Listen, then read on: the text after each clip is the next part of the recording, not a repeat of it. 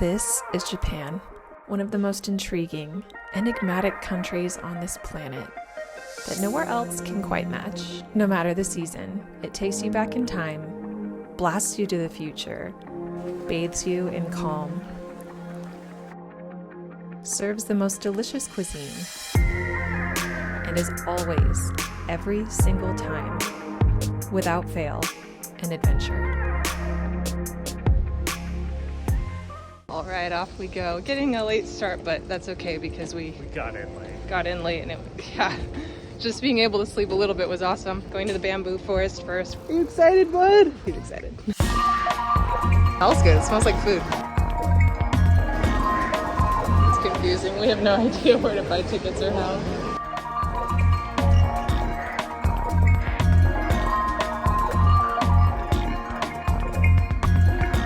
Be an absolute miracle if we don't fall on these icy roads and alleyways and sidewalks. Hello, little friend.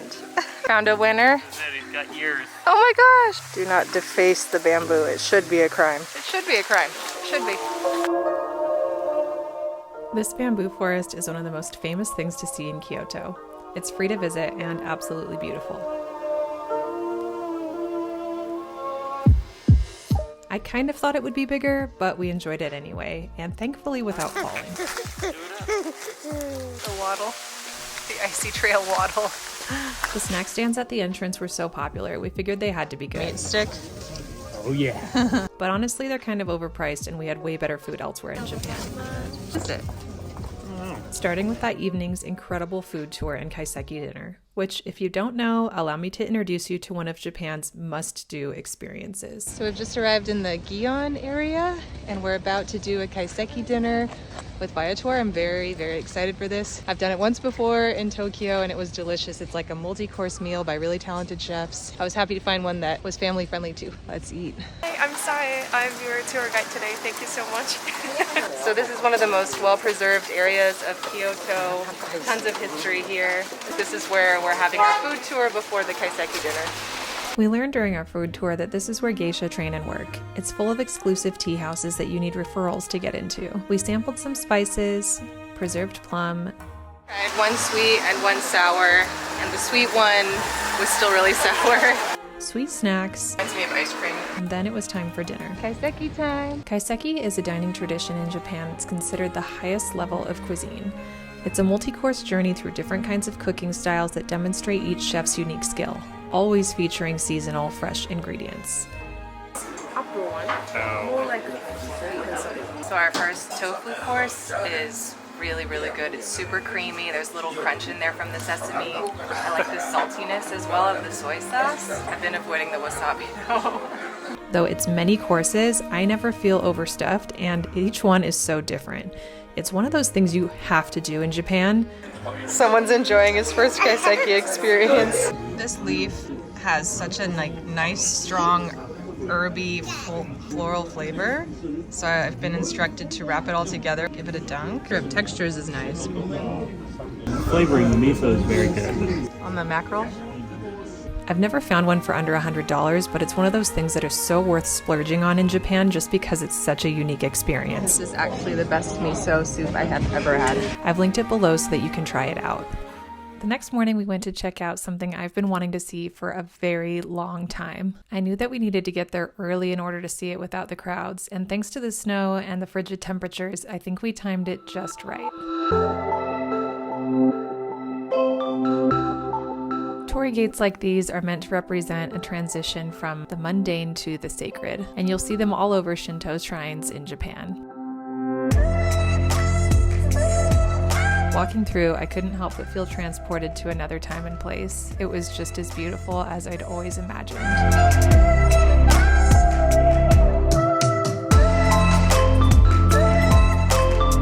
This was the last big thing that we did in Kyoto, and it was so unfortunate because there's so many things that you can do there, but we were just too jet lagged to do any of it. So don't make the same mistake I did and give yourself way more time in Kyoto.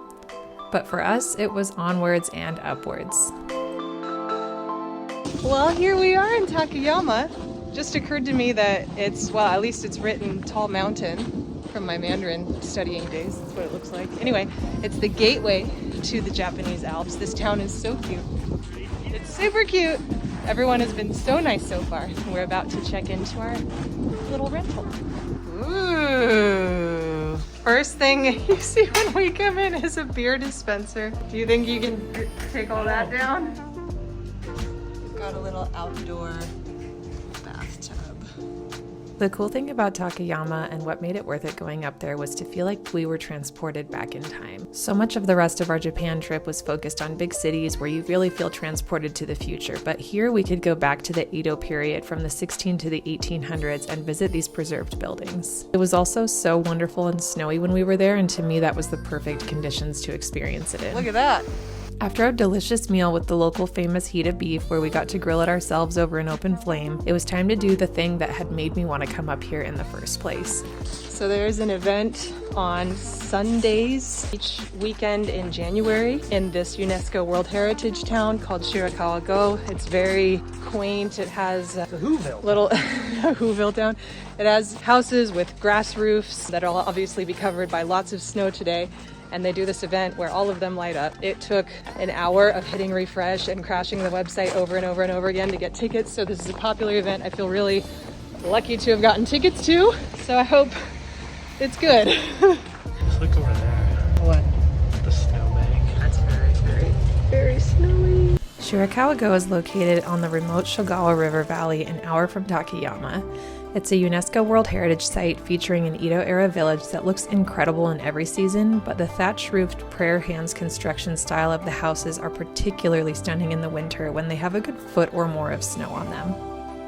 This remote area, surrounded by mountains, made this village isolated from the outside world until around the 1950s. It developed its own unique culture and traditions. For some, the region was known as the last unexplored area of Japan. For the light up event, we got to go in the evening for the opportunity to see the houses lit up. And this is what I loved about this part of Japan. The big cities can feel so modern and like you're blasted into the future, but you can also travel back into the past. We're almost done now. And this, after I got tickets, I was kind of like, oh no, then I read reviews and people were kind of mixed on it. But I actually really liked it. Did you like it? It was awesome, yeah. It was really cool to be here in the snow. Winter wonderland. It's a winter wonderland for sure. The rest of our time in Takayama was spent, well, of course, enjoying the outdoor bathtub, as well as eating more ice cream than I ever expected to in the winter in Japan, and exploring the Hidenosato folk village, which is similar to Shirakawago, but you don't have to leave town in order to see it. We had a few more delicious meals, and honestly, Takayama deserved its own video, which you can watch here. Arigato! Next, our longest travel day yet was ahead of us. So now we're headed to Kawaguchiko. It's a lake with a beautiful view of Mount Fuji. Hopefully we can see it. The winter is supposed to be a good time. There used to be a direct bus from Takayama, but because of COVID, it's not running now. So there's a whole bunch of different ways you can piecemeal a route. We've ended up deciding to do the train route, which is the most expensive, but it gives us access to changing tables, which on a bus I think could be really, really difficult. It'll cost us about $60 each, I think. We are in the non-reserved car, which is usually at the front of the train. And the reason why we didn't do any reservations or get the JR pass is because I crunched the numbers and it didn't quite work out to make much sense for us. It hasn't been a big deal in the low season. I think in Sakura blossom season, you probably want a reserved seat for sure. Oh, we have also noticed a foreign credit card very rarely works on the machines, but it will often work if you go to someone who sells you tickets. We either eat really well at that kaiseki dinner, or we're just murdering the convenience store game. Yeah. Waffle. This is the $2.50 orange. $2? Yeah, that's what it worked out to. It's pretty good.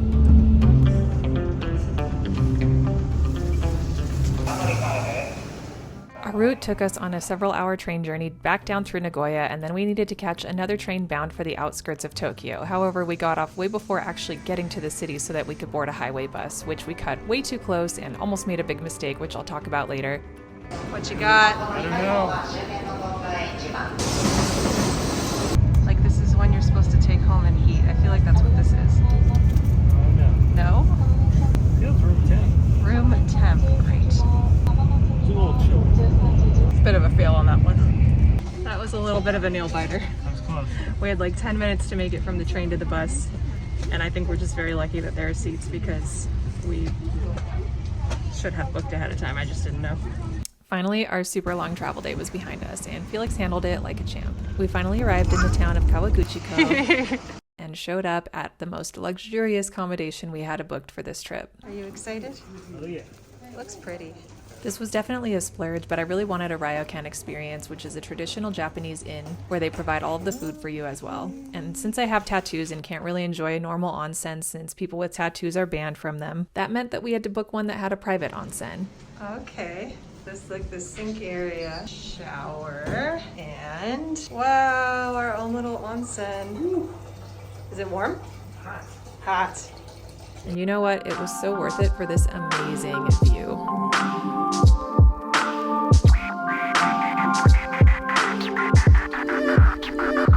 And for the incredible kaiseki dinner that we had that evening. I was so excited that we got to do it more than once. We have this private dining area that is so nice, and they pushed together these chairs, obviously thinking of him.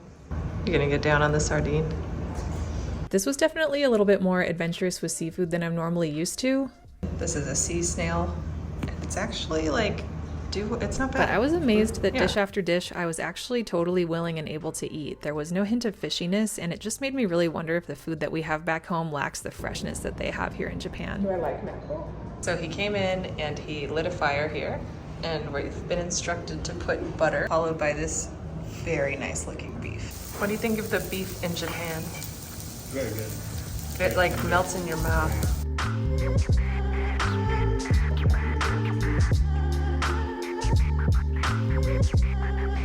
Good morning. It's a clear day. Figure why not try the ropeway out?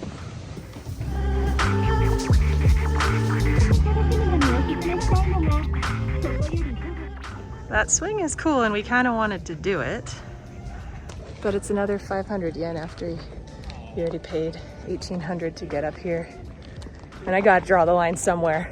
Like, this is like not that exciting. You can get really, but you can get really nice views from the lake too without like a highway in it and all the buildings. I don't think I would pay to do it again.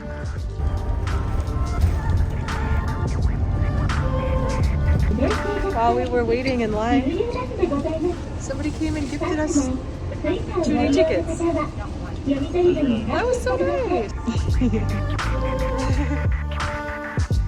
A couple tickets. One up there. That'll be fun with this 20-pound behemoth. The second we get out of the train, the clouds moved in.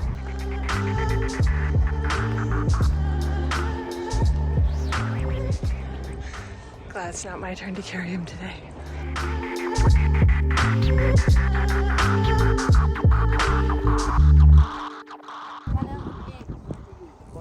Not gonna pretend like that's not a huge bummer that the clouds rolled in right when we got here.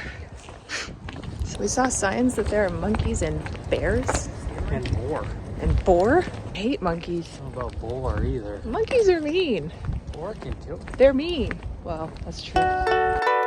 For our last stop in Kawaguchiko, we visited this famous Torii gate, which is an insta-famous spot you'll have to queue up for, but still cool.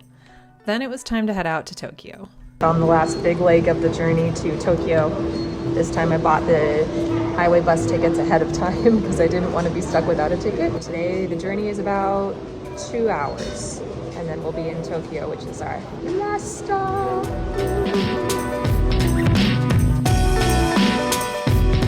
The confusion of the Tokyo Metro never disappoints. But we found our way to check in and look at this view. Wow. There's his crib. Wow. When you're traveling with a baby, you don't pack as much as you probably want to into a day. So we just enjoyed the evening. And in the morning, we had our first Western breakfast of the trip. There was a shrine nearby that had similar torii gates to the ones we'd seen in Kyoto, so we had to check it out. My guess is this is people waiting their turn to do their prayer. That's obviously what it is, right? Probably, yeah. I think Yeah, so. that's what it looks like. Cool. followed by a temple that I hadn't had the pleasure of seeing the last 2 times I was in Tokyo. Nobody is walking in the middle, so we're not going to be the ones to walk in the middle.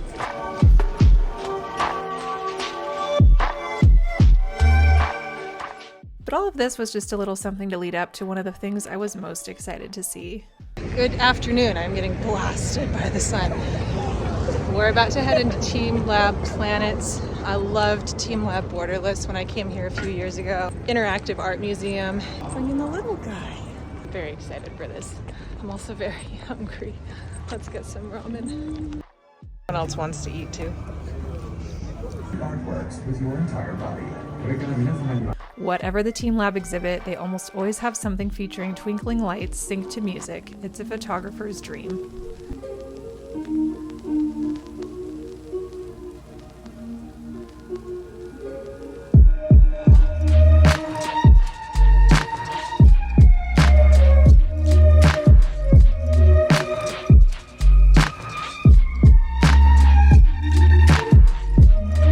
The other TeamLab I'd been to, this one had a lot of water involved, so you're barefoot for the whole experience.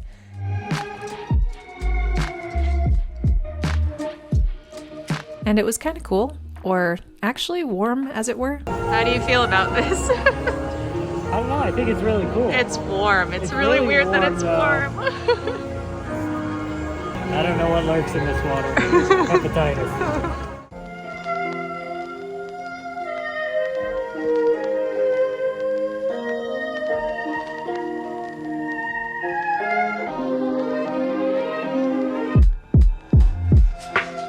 And finally, I can't decide if my favorite part was the twinkling lights at the beginning or the hanging orchids. Both of them were so beautiful.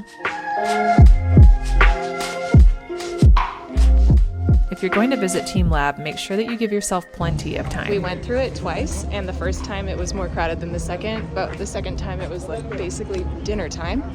Now it's 7 o'clock. But our evening wasn't done. I had to go check out the famous multi-layered ice cream in Nakano Broadway, because we hadn't gotten enough winter ice cream yet somehow.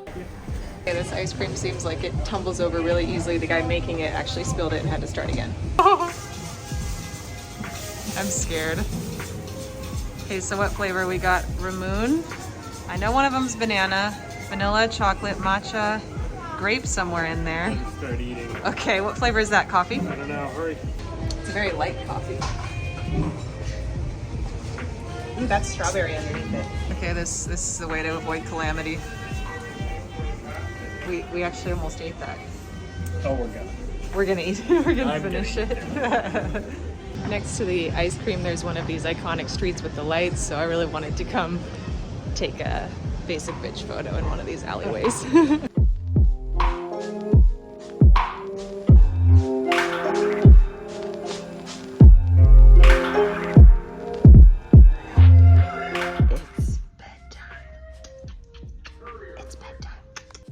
For our last day in Tokyo, we spent it eating lots of ramen and walking around. I've had the pleasure of visiting Tokyo twice already, and previously had loved shopping in Harajuku, going to the Monster Cafe, taking crazy photos in the photo booths, and more. Look, there's a ton of things that you can do in Japan over a 2-week period, but I think for our first time traveling as a family, we did pretty awesome.